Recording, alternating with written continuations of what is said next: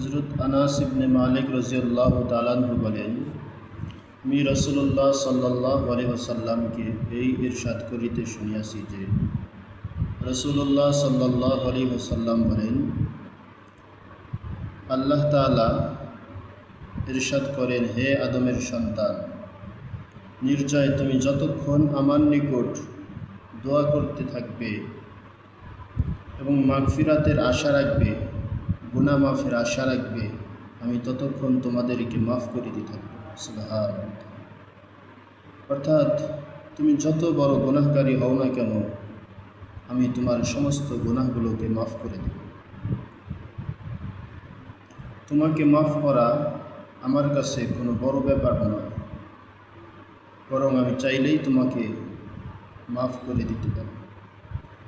তোমার গুনাহ যদি আসমানের উচ্চতা পর্যন্ত পৌঁছিয়ে যায় আর তুমি আমার নিকট মাফ চাও, তাহলে আমি তোমার সমস্ত গুনাহগুলোকে মাফ করে দেব।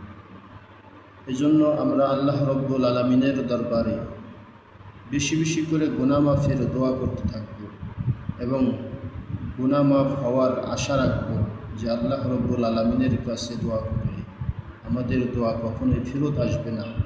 অবশ্যই মুমিন মুসলমানদের দোয়া আল্লাহ তাআলা কখনোই ফেরত দিয়ে থাকেন না, তাদের দোয়া কবুল করে থাকেন।